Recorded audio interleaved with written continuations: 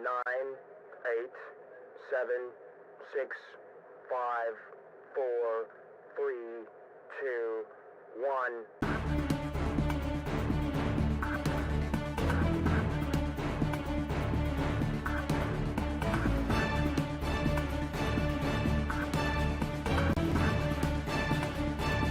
University Norway pia mwalo Mamani ai au whakapatuia e usen nei hala e walu laftani Professor Inoke Fotu Hu'akau pia Professor tokita social laftani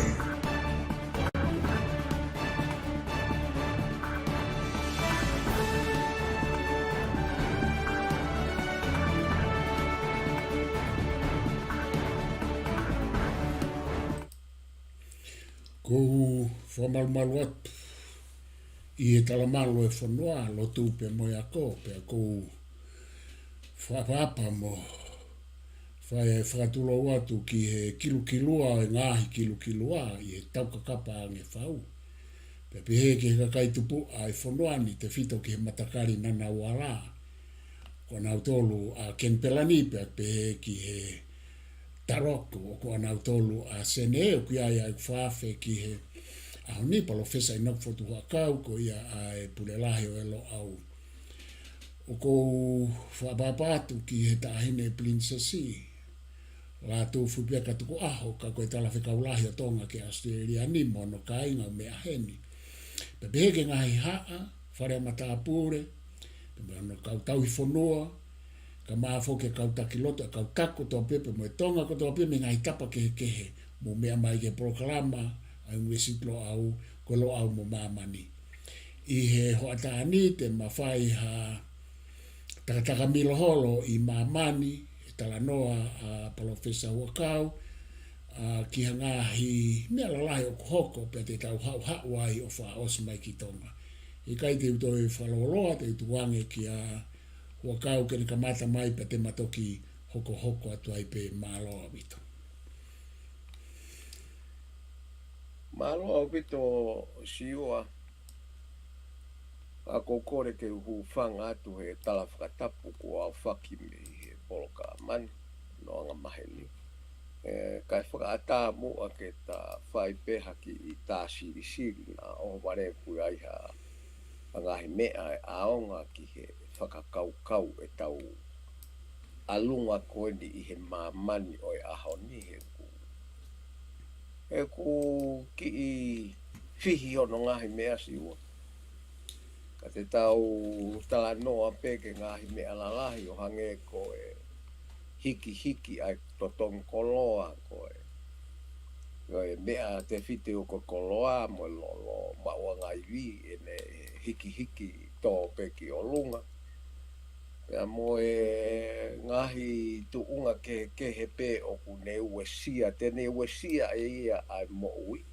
Ka pe he pe i Tonga ma to e tapa pe o Mamani e ngahi pure anga koe ko tau wanga maheni ki au tala mai koe pure anga o e uesite.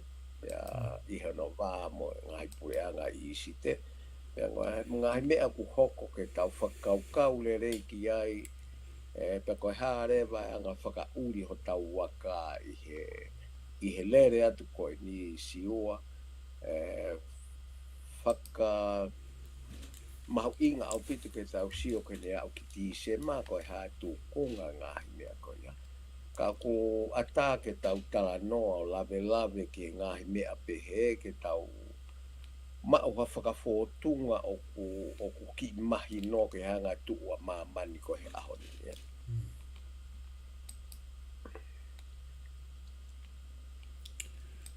MALO bito Inoke pe lahi foki ai ngahi mea lalahi o ku hoko pe ki ai ngahi mea o ku hoko mai pe hange o ku moria mo tawhia atu pe ki ai ngahi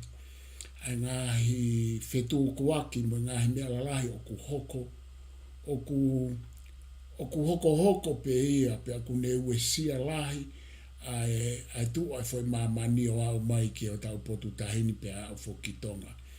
Ka koe mahalo Inoke o kusai pe ke ka pau te ta kamata i tu koe ni a whai pē hao tala noa ka tato ki hoko atu ki tu koe ni mea kua au ki ai ho wakai ki he tau koe na Lucia mo Ukraine ai tu unga i hoanga ho wakai pe tato ki hoko mai ai ki ngai mea koe ni hange ko tala noa ki hiki mo whetong tongi holo ai koloa he kupehe foke koe ai whekau aki ai me ani ai tau pe mo ngahi mea a kehe oku hoko i ue si te mo i si te kai whafoki atu. E siua o ku mahino ia. He ku koe tau e ni o ku kehe me hato e tau ko tau si o ki ai he ngahi tau tau ngō fulu ko ni ko osi e koe whehanga hanga i e ti ia pea mo ai ngahi pure anga mo iwi whakakau tau mālohi au pito. Pea o ku alu ki ai ka koe tau sio koe ki he tupunga koe tau siwa na whaarea pekea, tau mui mui, i he ngahi analaiso tau ataina mei mua he tau hongo fulu ko osi. Ai ka kaiako le rei ai ka kaiako tu ki mua o Amerika. Pea o ku koe nau tui, nga kaike mei hoko me ani ka koe polisi koe o ngau ake Amerika, whakataha pea mo ene hanga mea ngau ake NATO ko kau taha whakataha i ke MALO i ulope, ke teke aki ene whakaukau.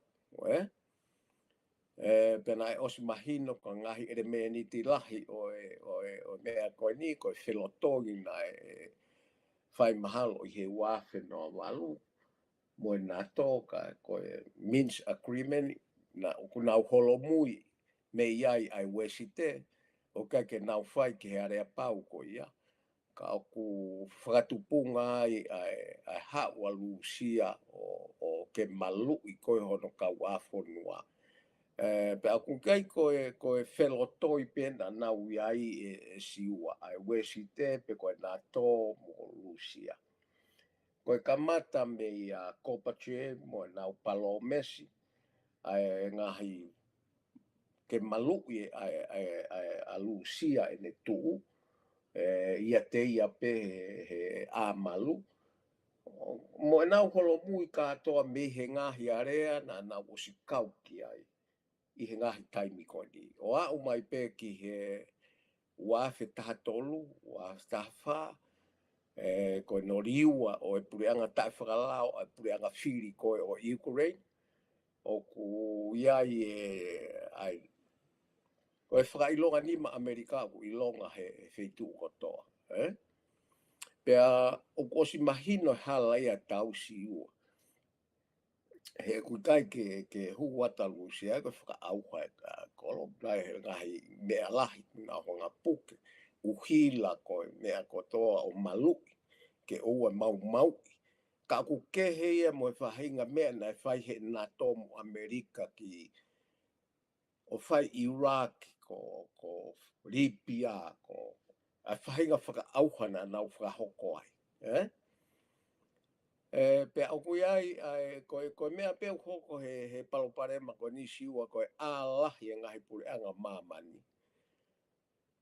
O sio whakarerei ke mea koe o whai he uesite. Ka koe mea o ku whakaloloma koe uluaki asi mai ene ku nauhanga o ngā au e whaka mea tau aki. Ai paanga, ai tola. Pena u whakata peke ai mo si resta siua. Ko manatu mau peki na kau foke a Lucia he hu lolo lahi mo fe Hu'ake lolo pena nau ngau e ake mea ko Petro tola. Ke nau whai whakatau lolo na nau agree ke whai whakatau aki lolo i he whaunga ai wesite o kui ko Swift ka ngau e ake tola Amerika. Maina? Pea koe hoko koe mea koe ni. Ko nā whanga nā tolo a kahi a Lucia ki tua he ngahi sanction. O kairewa ke tō iai ke tō tua a Lucia e koe ne tuku pā ke whahinga area pau. Whakapaanga Mamani. Ka kuange ko separe ko ho ori e pusi ke vao ka ke ri ke afi. E na tangia ke ua ke ofa maoria ke afi ka ua ri ke vao. Pea pehere pa kau pea. Ri I ke vao he koe nau tangi mamahi e no. Ri ate ke vao pa lere pusi. Ko pea pehe to pena hoko koe ki lusia. Na wangala tolo to alusia me application katoa pe. O kune ma whika waka me whakapaanga Mamani. Pea koe mea rewa hoko he ama e ngahi pure anga lalahi tai mini. South America koe tai mea koe ngahi pure anga ku alu koe o ke tawhaake o lusia o ke nau loto ki he whakataputapui koe ti. Koe ngahi pure anga MALO ikonogi o MALO ia Mamani siua. Pea oku nau alu rewa nau tolu kia pou ki ai, pea oku nau alu rewa nau tolu ke nau whewhakatau aki lolo nau tolu ia o ikai ke ngāu e aki ai tola Amerika. Koe fu utai au kuongo. Ki he tuu whakapaanga Mamani, pa ku nau osi o mai e nau tolu ai fo I koe whonga whakangau whakapaanga Mamani koe nai lofo mo wesi te ko Swift. Ka pau te ke alu ke panke ko whakahu ham sirini ko ki muri mo mea koe apai o mai o Swift number. Ko alu rewa lusia mo mea whau e nau fo I mea fo o e nau tau. Whakapaanga fo o. O kui ko priki ko apo break o takia e a siaina e. Mo lusia. Pea ko India o ka watukia ia o ki Saudi Arabia ko te toake ko haifua. O kuna aluatu ko katoa ngai pureanga o Saudi America ko Afrika ngai pureanga lahi. Ko kau au pito ai fo I fonga whakapaanga fo o uia. Pea koe mea ia ke tau sio ki ai ko vai tu ua Mamani ia I hene ngā ui whakapaanga. Ko taha o kui ai wesite, ko taha o kui ngai pureanga isite. Ka kui kai ko whanki ekonomi ka iki au alu koe ki ai. Ko tau lau mata I whika tau tō ke hiki ni mahe I uena mo mea ka wai whanki I motu ko Tonga mo haifua. O kui kai ke aha na ui wha ekonomi ka na toli Mamani. Pa te tau lai tato koe ufonua na hiki ki he koe. Ka koe mea koe ke o mai siua. Koe whanua koe o alu koe mo siaina mo lusia. Mo ngahi whanua o tu I loto na kai ke nau hiki ni manau tō. Koe ka tau mau I misi fo o to tonu o mea koe o hiki ni ma koe a United Nations. Ki tau sio ke lahe ka koe uhinga pe sio a Tatalanga ki ai he koe o mea lalahi a ku hoko. Koe nunu au e tau koe ni. Koe vai ua ai ngā ue whakapaanga a Mamani. Pea mo koe inflation ia si ua tau tānoa ki ai koe kamata pe eni. Ka koe mea ko ton ke whai kia sio koe tau kore ke kau economis ko I Tonga. O koe ke aonga ia ke kakai whonua ke nau tala mai ko hike inflation pe se te fiha. Koe mea koe aonga ki ho tau whonua a tatol ke nau tala mai koe hae uhinga. He koe whakamore koe ne ngai whonua wesi te ke tau koe ni. Koe uluaki. O koe ke nau to whenga na to ke whakamerino siua. Koe whakamaki ia. Pea koe paanga ko unau to konia ki ko tō ave koe ke tau koe ni. Kua pau ke iai wheitu ke totongi me iai. Koe mea ko mahino mai, koe na o ai whonua walu mahalo pe koe tahani mau o oho he tau. Kai ka whakode wesi te hia. Te tau luku kotoa ke mea koe ni e hike a totong koloa siwa. Koe mea koe ke mahino mai. Ka koe mea koe ki whakalolo masi ua. O kunau, o koe ke nau teke nā tō ha merino. Aina? whaingofua ai ngahi principal o ia koe pe ngahi te toi whakaukau ke whaiaha whakamerino. Ka akui kai ke asi mai au nau teke ha whakamerino. Ai? O nau ke iloto pe nau tolu ke promote tau koe ni. Pea koe tau alu atu ki whiia.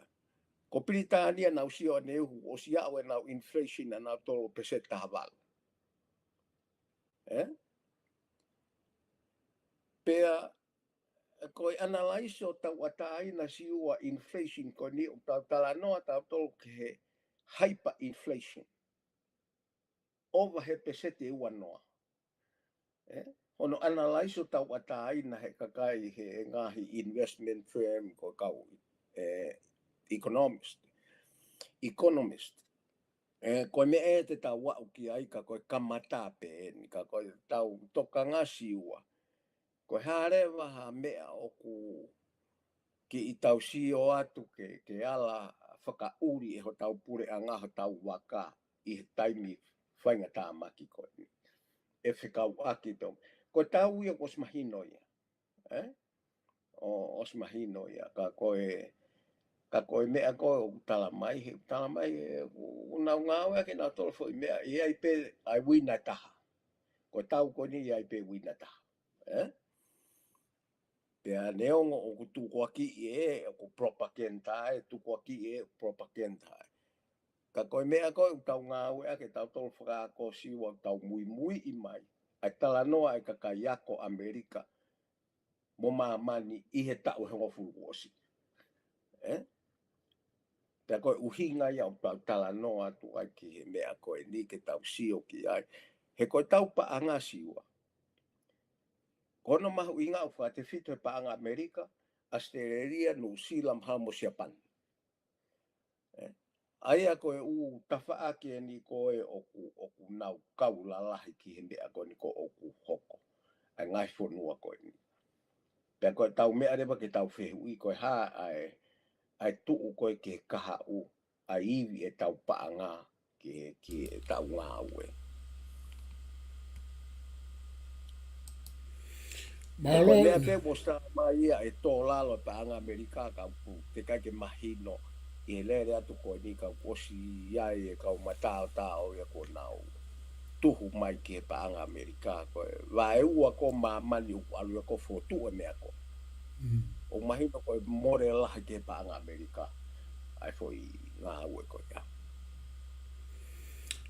MALO bito Inoke koutui koe upoin mahu inga ena ku ke hanga o wholahi mai ke ta hokot kia o whai kia i ha Tatalanoa koe o kou whialawe atu ki whakaukau koe ne fo i mawae ua whaka ekonomika koe ni aine ku ke Talanoa ki ai pe au ko asi mai koe ola e taha koe ola me he tau koe ni pe koe te whito i tupu anga ia ka ku asi mai hange ko tanoa pe ku tau mata pe o ku kai ke ai ha fa hinga fa ilonga ia o se tau pe hange ko ho fa matara o ku pou ape e nga ai fonua tapau ke oa e o se tau kai hoko ko me ko fe lavet ke te fai mai mo a to ki hanga o hulu i mai ko Koe foi mawa ua whaka ekonomika kone o alas aina molusia pe alu aina hai whanua la. Ko ke talanoa ki ai. Aia ka tau nofo tau tolu mo ue si te mo e toi ngā he ta whaake taha. Koe whae mua o toi tānaki mai ki ai ki he ne whekau ak te tau alu ai o alu ki whe matamata e toi ai ha whakataha pe ko e tau alu ai pe o mawa ua ai pe o alua pe i he ongo fo i halanga whaka ekonomika ki he kehe e ua. Pea koe tānaki atu ki ai koe ha ene whikau aki tapau pea mo e whakaukau o inflation ni. Mahino pe ku na ke osiki i Talanoa ki ai ka kou whaambeki ke toi hanga o toi ki whakamahino mai Inoke ka e MALO. Siua, Ko te whito i Polokalama o mea ia koe ni ke tau ilo.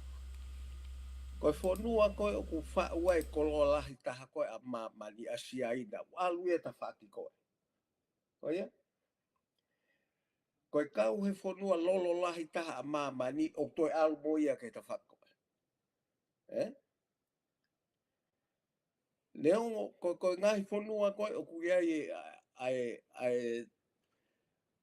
ai ngahi keri anga lolo o te keike o kuui ko reserve a Mamani. Kau pea Amerika ia. Ka koe ufo lunga ko South America. Venezuela mo fefu. Na wal mo na tolu ke ta whako. Ko palanisi de vai te tausio ki ai he ko palanisi ko anga o fea hui o kuki I pau mama fange ta whaakia koe. O kuna fotu fo. He koe u fonua koe I ulope. Koe na uma wanga lolo mo e kasa ma ataha o kuma uia me ta whako. Pea koe mea ia o ku hoko si ua.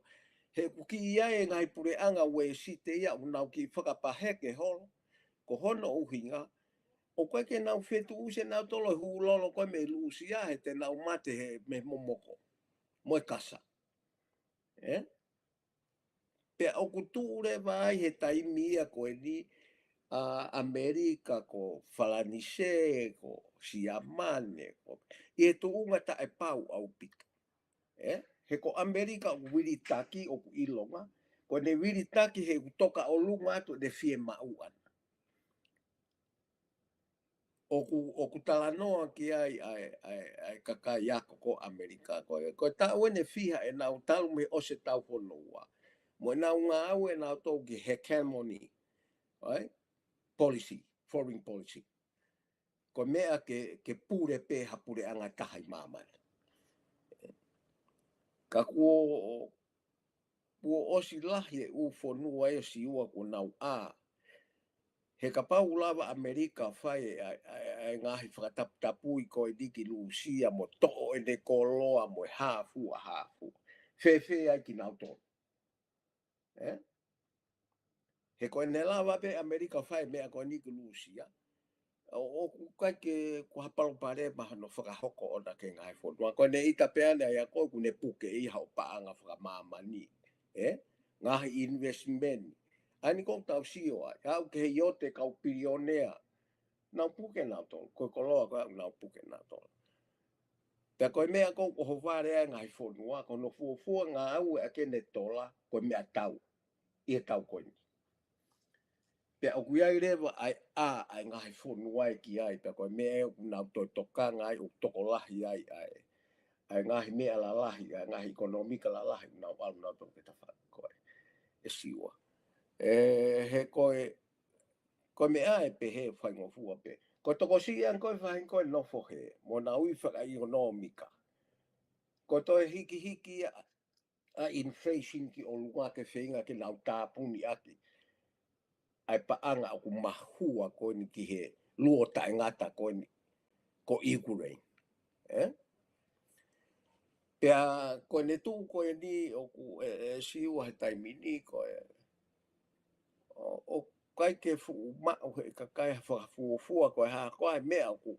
Wiri taki ai take o Ukraine ke kaluse whai hono whonua ki hawi wiri ha whonua ke. Ka hiri ko ia, o osi mahino ko conditioner koe alusia ke he pisi. Osi mahino e siua. Osi mahino e ko hono tae whakahoko pe. Wau ke kakai diplomatika lalahi o Amerika hange ko Kissinger ko kakai ngā au he mea whakautau Amerika ko nau o koe ke nau tui nau tolu o toton ke toi hoko te tau koe ni o loa. Nau tui nau tolu whai mo whakamerino kai hanga Mamani ki mea whaka ekonomika he mawai ua koe ni. He kai ke hanga ko o whaha sengsine ngā au e Mamani. Kai alu e whonua ia o lahi taha mea e koloa o kau ke te whaketaha. Ko whahinga whakataputapui whewhere wau ke whenga ki ai. He koe lawe koe si ua koe ke he tau, koe mau koe he tau e hoa fulu tupu ko o si. Na e tau hūlolo mai tau tolu ia me Lucia. Ai kau taha ko o kulolo I Tonga. Hu tau me Lucia whakamaa refine Indonesia po Korea patok huai ke Pasifiki. Right? Ka kutala mai me Tonga ko kautaha lolo ko koe tai binihe ko mawahe pipi ko hafo ko total mahaloni o kuiai. O na hulolo na to me South Arabia. O refine Singapore patok hu ke Pasifiki. Ka koe ku whataata asiwa ko ngahi mea ia ko toton ke tau ilo ki ai. Ke tau sio, pe e ku whea a hiki hiki e lolo i Tonga. Koe na walu na toke lolo mama whaka tuke lolo mama aia. Ai ngahi kautaha koe ne ku ngā au e whaka lolo koe ne i Tonga. Ka koe ku poini ko tau poini si ua ke nau ki sio ange ki ai. He ka pau o hu lolo mai kautaha koe ni mei lusia. Koe eke, koe hao mō ka wa he hiki. O ku hola lolo a lusia ato e maa ange. Pea koe ngai whehu ia si ua ku totonu ke tau eke koe ke mea koe whika ako mo hiki ai lolo ka toko lahi pe tau kakai ngā aue tatu Tonga te nau lava ngā aue ki ai. He koe ai tau potu ngā aue ke energy mahalo ko iam lātu o kui ai. Ka ko pau ke tau whehu i tau tolu. Ko hiki koe totonu koloa. O tau hu koloa me si aina pe koe ngai whonua wesite. He ka pau o tau hu koloa me si aina. O pehe tupulahi au pito ekonomika si aina mo lusia he whatapu kona e hoko i kimu ai. Pea ia i rewa ngahi mea ke mahino ka tau tolu. Pe koe haka tau toko ni ia ho tau kakai mo tau ki e tau koloa. Ki hatu unga u whakapoto. Ka e o te tau alu he foi mea koe mo stala mai whamamani lahi ia. Ko hyperinflation te tau alu na toke pesete wanoa. Aia na usio ane uku koe hange ko ulau i Britania. Ko peseta havalu.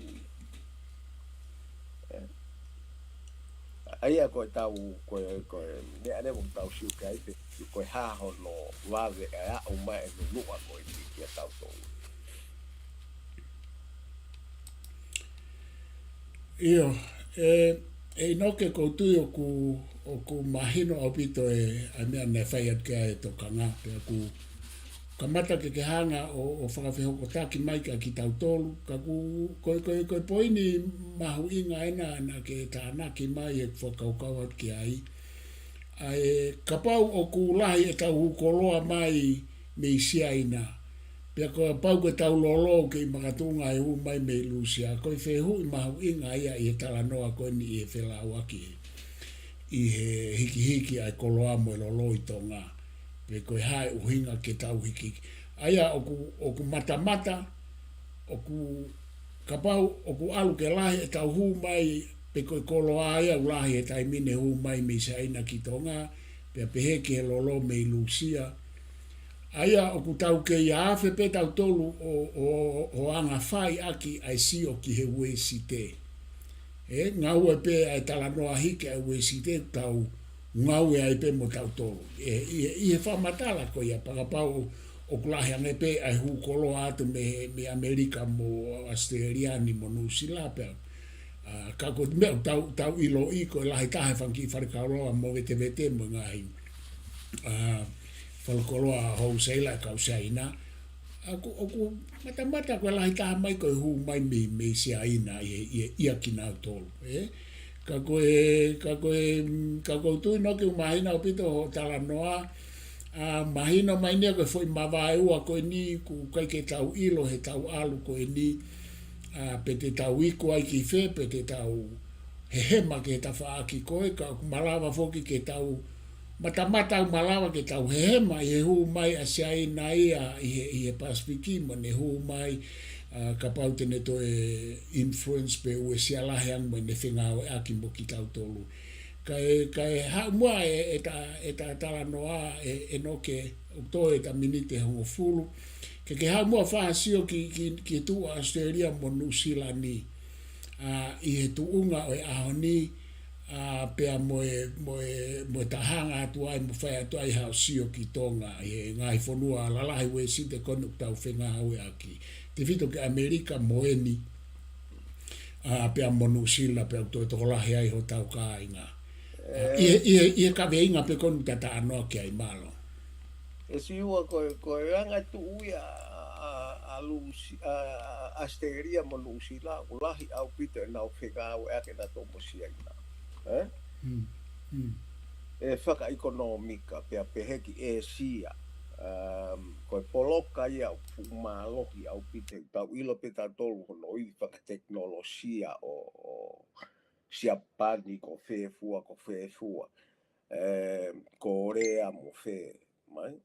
Neongo o kuiai pe ai ngā ue ia i whainga i mai e Amerika ke hange uwai tu ua ai ngāhi whanua koe ni. Ka kai ke utu iau koe ngāhi whanua koe ni tenau.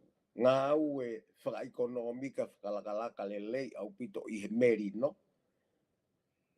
Pea nā woke nau tau. O hange koe whelawaki koe no whai Taiwan i mo whe. Ko Taiwan o ka uia he trading partner alahi au pito si aina. Pa kwa ke tu ia o lava ha tau. Pa kwa ke tu ia uia e alu isite a ngai whanua Asia. Ai una uia e nau bloka ko Asian. O hange koe mea na e whai e Amerika ki e Middle East. O kwa ke tu ia o ki ai. Te nau alo pehe. Neongo e nau maa mio holo, ka te nau lahi ange pe ai whakamerino. Koe mea ea koe o kutau amanaki ki ai ke kahau. He koe mea koe tau, o koe ke sa ia ka whanua, koe ke sa ia ki Mamani. Ta tau ai pe poko whe mea o hoko ai. Koe whehu rewa koe ke tau tokanga ki ai, koe hea rewa, e tau mea e whai Tonga. He si i ho tau wiwi ke tau e sia ha whahinga mea. Ka ke iaha tau wiwi wha ekonomika whe ke tau e sia ha whahinga mea. Sio au tonewa ke tau to sio lere, koe haho tau wiwi whaka mea kai. Haho tau wiwi e tau ngowe, ke tau hiki tau tolu o ka hoko ha whahinga wā kovi, une wae tu ua mea wha ekonomika. O kai ke toi huanga mahoa a koe laisi koe mea he mo ua ngai whanua. I he whakatau aki. Ko harewa mea a Tonga e whai. O ku tau alu rewa koe ke tau nofo e tau ngā ue koe food security. Pea mo oni pe ai mea ka kei malawa pe ke tau koe hao tau i whakangō ue o ka pau ngō ue i kātoa Tonga. Whakamea kai. Te tau roa fua ai whie maa whakamea kai ai whanua pe i kai. Ko mea kou tau si o kia he ku o si, ka kai ke aloanga ha waka uta koloa ma mahoa a moha suka moha mea, i longa au pita rongo au pito i ai Tonga. Ko harewa mea te ke tau whakafuafua kia mea e hoko. O ka pau e hoko he tau toka teu ki ai ka mea i. Ko tau uki ho tau kakai ke ngā ua i ho tau kere ake au ke pese te fi. He koe si o koe ako koe ki he savea whakamui he food security. Ko whalansea toko taha pe si o aku ne lawa fua. E ne whie mau whakaloto whanua he mea toko ni. O ko kau a whanua kone o taua equerate he iwi lahi au pito i he mea whakamea toko ni. Wite mo mea. Mahu au pito whetu koe ni. Ka kulawea ia he tau. I anga whehu aki ene koloa. Ka tau si o rewa ki he ka koe whereo ko lahi o Mamani, Amerika, o ki lava pe o ngā uemi iai. Ka koe whawhanga kere, hu whawhanga kere a Mamani lahi taha o whaia me Lucia. Ka ke si o rewa he ne ue sia ai. Me koe ngai whektoa e ke tau si o ki ai si ua. Ka tau te whito ke food security, ke mau e tau Fotu ki ai pe tau whairewa mo ngau. He kousi au ke longoa a kone tōka mo e vanila. Pe au ku asi vai ai, pe au ku lahi ange wāo i e Tonga hato e mea. lahi ange vao I Tonga toi mea pakulahi ai ngā ue ki ai ai mea ke toton ke sio ki aho tau whonua. O ku te kai ke mata ke tau whai e tau tolu, ha ngā ue whakakomesiare ke hu atu e tau mea ki tō pureanga. Hei kai ke tuha ke pēko o mohe pe pa ke tuha o tō fu manioke, pia koe fuha ko fu manioke pa ke tala mai once a year. Pa ke tala mai o koe ke ha maketi ke hu ke ha manioke. O koe ke pehe a whiwhakatau aki koloa mea kai ia. Ko pau ke palani ia ke hoko ha poloka manioke koe kau ngoue u tō manioke toko whiha e mahina. Koe kau, ulahi au pite ngai mea ke whai. Ka koe mea koe ia. Ko tau whanongo he tau ene whiha, tau hongo fulu, pe koe tolungo fulu tu. Ko o wale pe uta mai koe kia ha maketi ke hu ke tau mereni. Ko no whai ta mai pa toko tu ane to ane fu mereni, ko tu o taha pe ia he tau e nima. Pe ausi ka pa tau mai ia, koe ke mauha maketi ke hu ke ne, o koe ke pehe ngā ue ma maketi a Mamani. Ko ngā ue ma maketi a Mamani au ke te uteu e koe lahi ho iwi whakaamea. Pea ke nofo ai o whakapapaui. Pe koe mahina koe he whiha te ke lawa ai o fua maketi. Pa koe ke to iaha mea ia e tala mai ai. Ke alu atu koe o whie mau atu o tangai manioke tahawhe. Ke o mai he mahina koe ia. Ku ke tala mai koe nai la a. O koe ke to iaha tari pehe ia he ngā au ke maketi.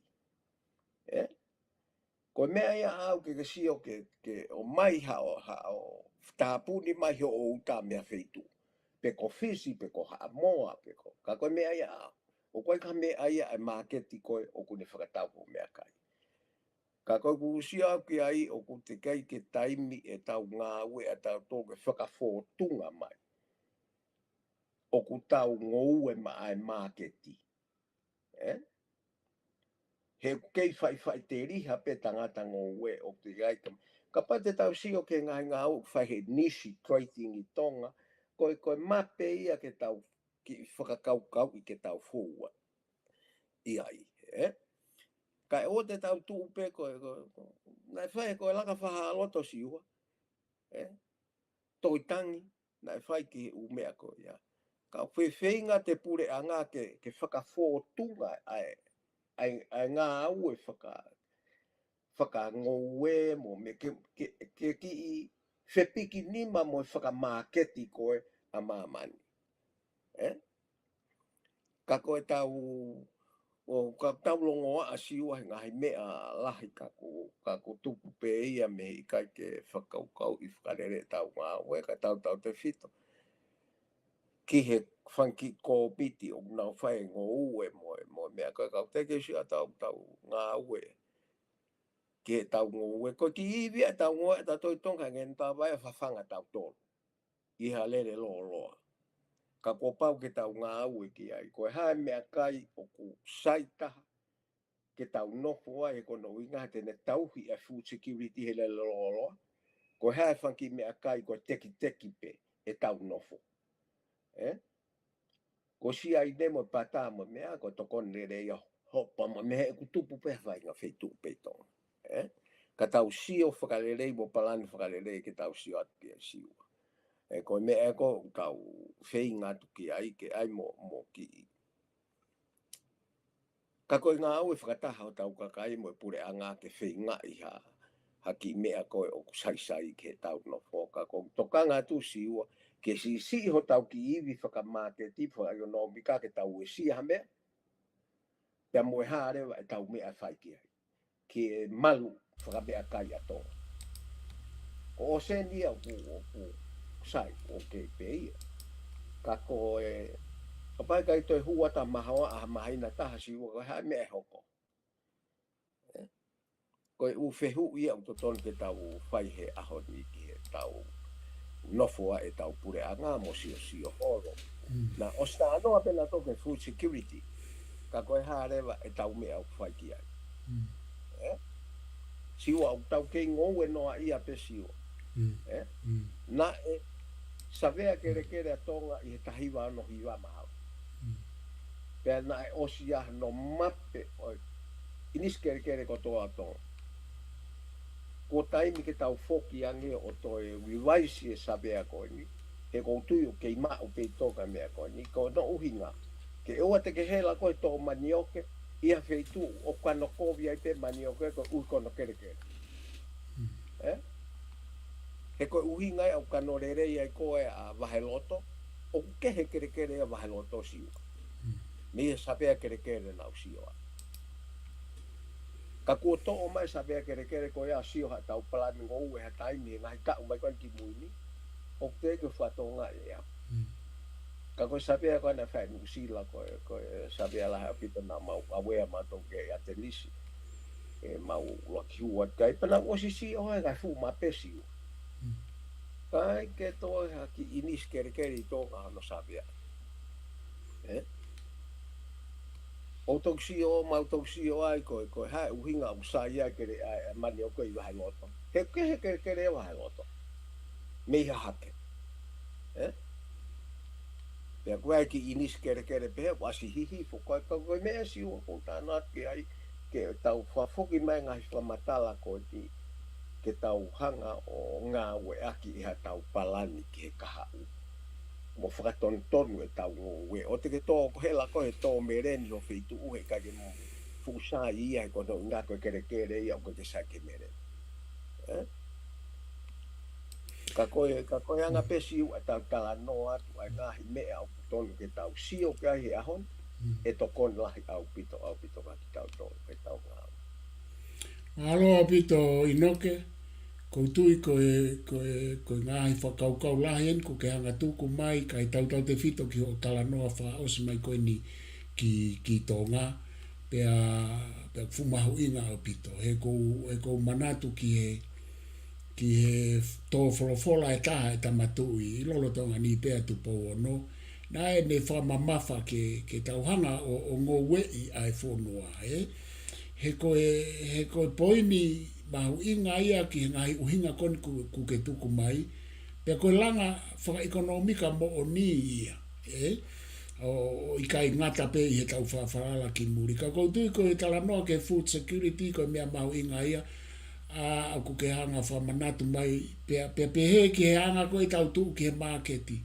he koe poini mahu inga ia no ke o ku te eki ke tau ngā ue ki tau tolu ki he marketi pea tau ngā ue pe ki e tau mau mea to konwha aho mo e tau marketi pe i Tonga tata anoa fugen mo ta anoa ki he marketi muri ke lava ke hoko pea palani le rei aia ko whiwha o sen peka e toi whafoke atu ke awhanga tuku mai oku as mai me o tala noa mo me o tawakai ki ai ko i kai ke palani le rei pea oku kau ia i he te toi whakaukau oku hoko ai uparapare ma paukaire ke tau lava hulu i le rei ai ngā au e mo mea aku whai ko i ngahi koe ke palani tala noa whoka sokolate o pe he koe the unexamined life is not worthwhile living koe mo ui tai sivi koe mo ui koe ke totonu tai aunga ke mo ui ka koe tānak maunga Aristotelo ke whakaukau e palani ko fie tuku atu ke mea ke tāna ai koe pe he Aristotelo koe mo ui tai palani koe mo ui koe ke fie mau ia ke sivi koe ke ha mea ia ke sivi ka te whakafoke atu e noke ke a whangatuku mai e ta Polokalama MALO ko mea ko mahu inga si ua ko tala noa ni a kakai ko ni he tau e uafe ko hiri o ku kei hoko pe ia ki he ahoni o kei tonu pe ia ki he ahoni o ku iai e kutu ia ku si ua ki he ki ngā au e pe fra ki he agricultural development i Tonga ko mea kai koe ufi kai ke tau tō ufi ki tau tōru. Te tau whiohi pe tau tō moe honge. He koe whanki mea kai teki a koe no tau ai, koe tēnā teu pe ia, koe pare tua ki he ufi. He ka pau te sio whakarereo sa vea e ufi, ko ufi o tolonga tahape o lunga I hatoi mea kai Tonga. Ko toi ratio ko ke pulo aku ke tō, ki he ola aku ke mau o toi sai tahape ufi. I he ene sai. Sai, ko whahai ta o e fia koe tua ufi. O ke tau lahi toka mui. O mei mahe tolu ia ki he tau, o mei ta tau pe ia mho tō mani o ke mho tō kumala. Ka koe me aia si ua te tau wako e tau tolu me he anga o e ngā wei Tonga he tau hao e tau siulaise, na tau nofo tau tolu I he ufi. Maina? Koe uhi ko ene tuha mo tau kere.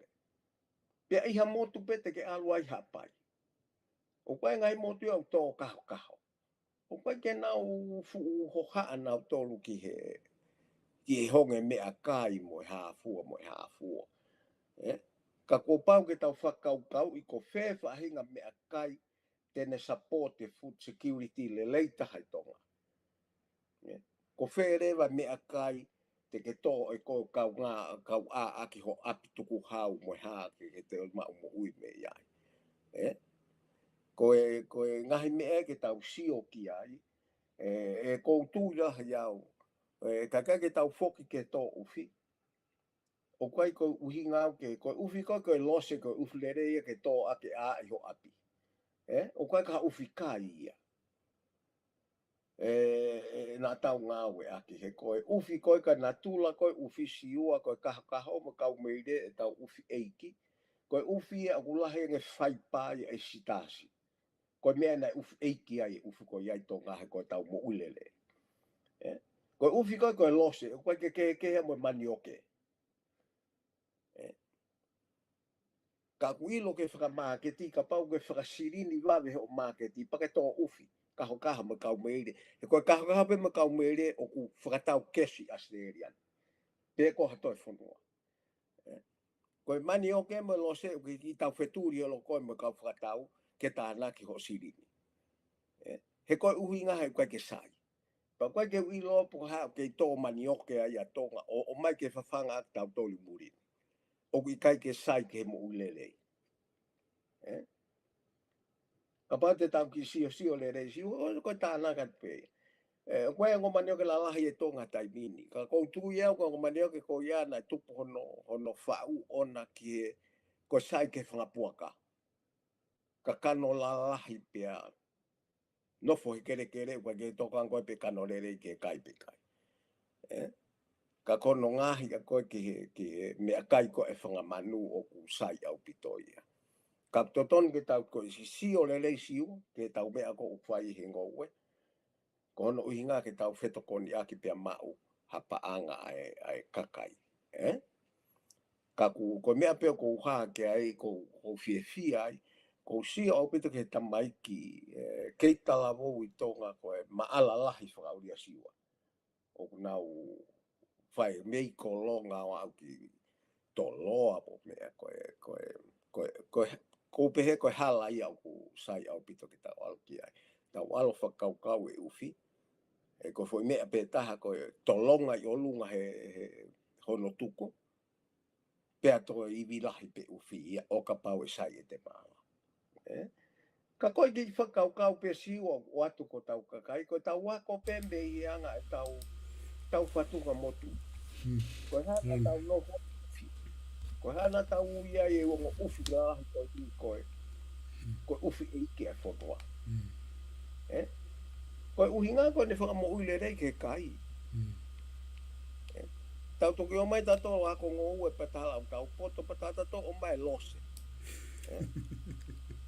Na iai pe ta ufi hea tau tolu ka koe ufi tari honge. Na iai tau mea koe ufi tari honge. Alua e tewe mo mea pe kau e lose ia mea koe asiua. Ka oku koe ufi aare re ia he kono unga he tala pea. Tene malu I hoto api. Ka koe mea pea oku ai kia koe tari whaki. Tena tau osi lava e tau tolu e whaunga ngā ue koe ni koe. Toi ngō ue pe tari whaki pea mea tari whaki pea e mea ke tau whate tua ke o ka iai ha honge. Ia fotua. Ka koe mea pesi o ke tau toi foki pio ako. E tau ngou e motua o hange. O ke mana tu e tau nofu helo au na tau whinga koe ke o masi one. Ke ha o whamatala i e ngou e koe mo mahina na ka ke ngou e ke laa. Koe ilo e whaia ilo ko pao ke tau tato ki ai ko ilo tuha ko tau. Si tau fotua. Tau mahu inga ia pe to po cheko ya ka to alpe ki Tonga ka to o mai e tangata i ko ni hena ngou e pe ia ki he mahina kana ka ke ngou e ke whaita wa pe aku ia ai me ilo fo o ia ko sai au pito ki he ka au ko ia na ha o sione ko o tala no mai ka tau mahu inga ia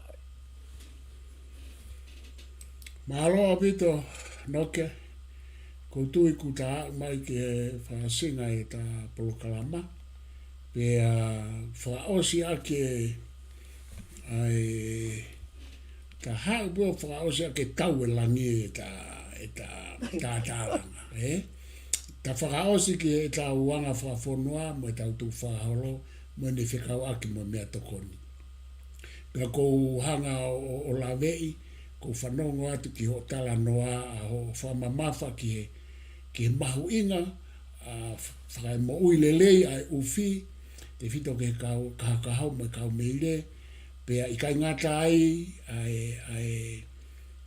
na tolonga pea i kai ngata ai ko na mahu inga ka pai omi ke marketi aia me tau tupu hake foki whatala mai he kukui ka te au he ne kei mo ui e kei si ko tala ko whikai fo i maneo ke tamai e ko maneo ke na mau ngawe aki ia ki he mea kai ai whangapuaka ko mea kai ko na mau nofo ai i koe tō e kape mo uwhi hange ko ho tala noa aia ko ku whatonga Inoke o ku tau awhe tau tau ki he vāwe kai ke tau nofo he tau au ki he taimi nou mo e vāwe ka o kui kai ke tolonga pe ko hona mahu inga hange ko tānoa ke lo se mo e mani oke ko ke na mahu inga lahi na wai hao ke marketi o e ka kai tonga i muri pe ko e market lahi ka lawa aluke ka ko ne hao e kau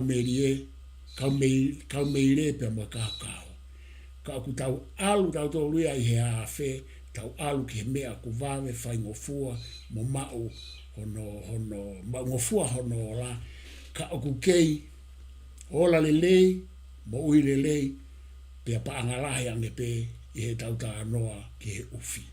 Kai ke, ko uwha MALO atu he whainga maarie, o ke hanga tuku mai o whamahino mai ngahi ka veinga koni o ta o wha o skitonga, ko uwha MALO atu ka tik moutolu ko toa pe o ku mou mea mai, pia mo ki moutolu te mou mea mai ki he Polokalamani. Kai sai ai kai whahena ke tatatawai, pa ko o whātu ka tik moutolu ko toa pe o ku mou mea mai. MALO.